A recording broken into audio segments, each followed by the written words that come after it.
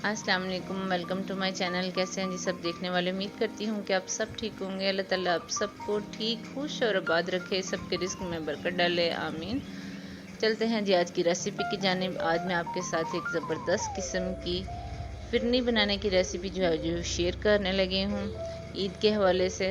और मैं आपको बिल्कुल ऐसी फिरनी बनानी सिखाऊंगी जैसे कि रेस्टोरेंट में या किसी फूड स्ट्रीट में आप खाते हैं।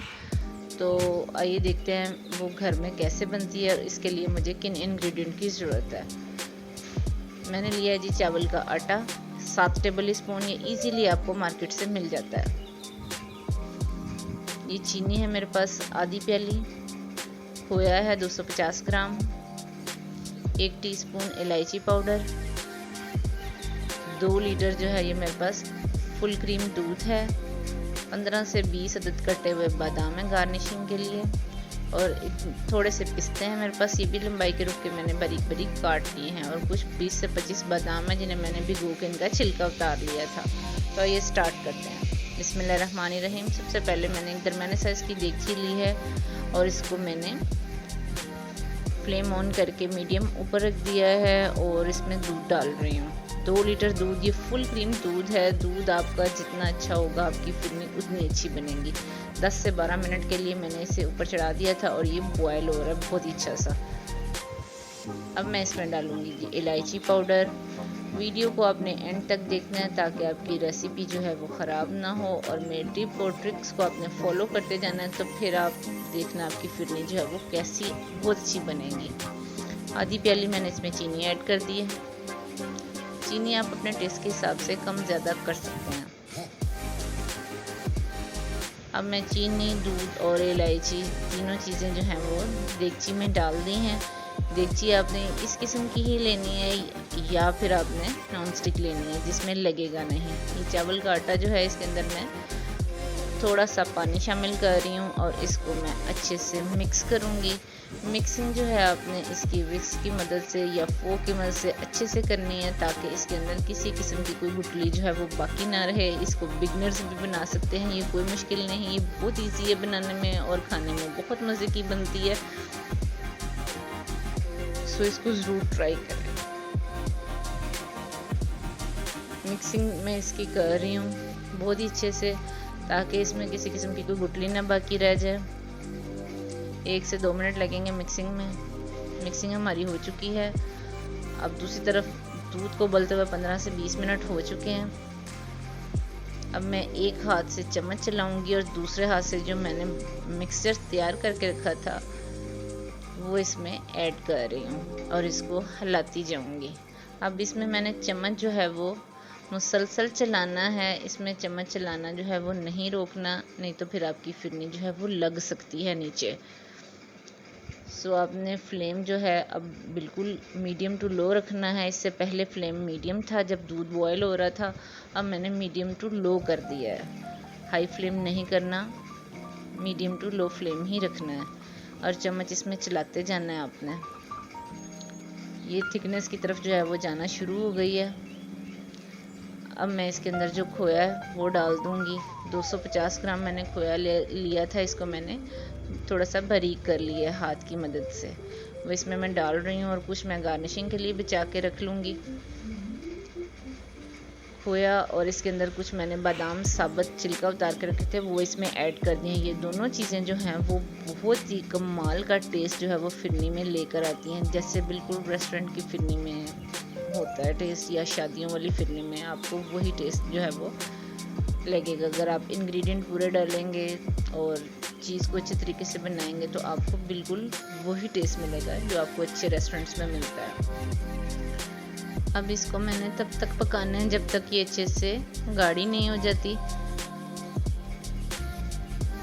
अब मैं इसके अंदर जो है वो कटे हुए बादाम और पिस्ते जो हैं वो डालूंगी और कुछ जो है वो मैं गार्निशिंग के लिए बचा के रख लूँगी और इसको मिक्स करती जाऊंगी, चम्मच चलाती जाऊंगी इसमें।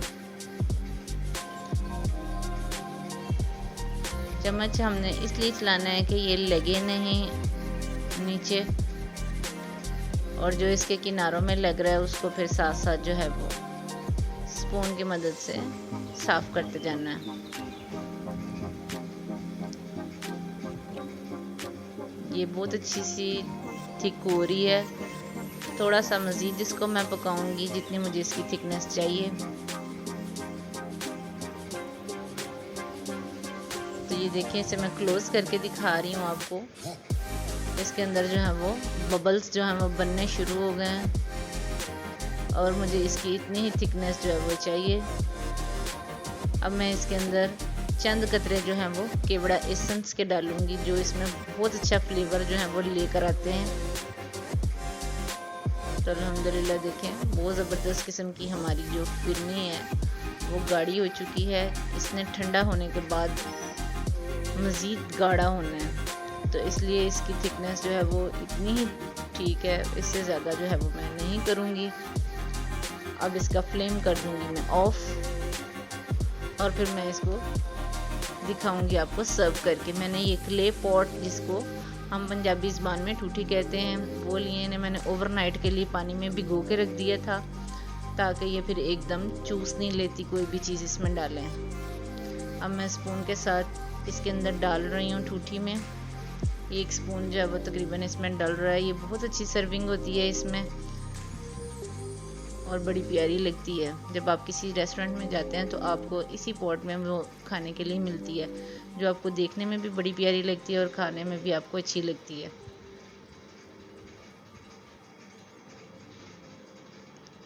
ये बहुत गर्म है, केयर के साथ आप डालें। अब मैं इसके ऊपर जो गार्निशिंग करूँगी वो भी मैं गर्म के ऊपर ही करूँगी, ठंडा करके करूँगी तो फिर वो एकदम जम जाएगी।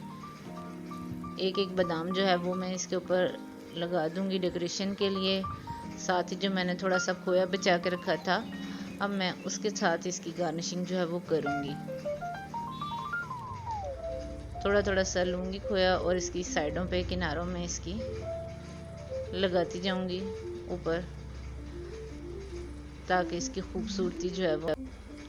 अब मैं इसकी गार्निशिंग जो है वो करती जा रही हूँ। सारी ठूठियों के ऊपर मैंने खोए के साथ इसकी गार्निशिंग कर दी है। अब सेंटर में मैं कटे हुए जो बादाम हैं वो डाल दूँगी थोड़े थोड़े से।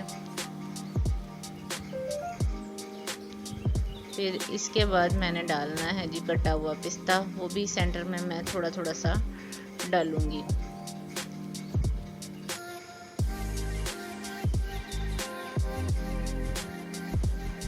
अब मैं इसके ऊपर थोड़ा से चांदी का वर्क जो है उसके साथ इसकी डेकोरेशन कर दूंगी। तो देखिए अल्हम्दुलिल्लाह हमारी स्पेशल ईद फिरनी जो है वो बहुत ही ज़बरदस्त किस्म की बनकर तैयार हुई है। इसको मैं 3 से 4 घंटे के लिए रेफ्रिजरेटर में रख दूंगी और फिर इसको एंजॉय करेंगे। जब आप खाएंगे तो फिर आपको ऐसे ही लगेगा कि जैसे आप किसी फूड स्ट्रीट या अच्छे से रेस्टोरेंट में फिरनी को एंजॉय कर रहे हैं।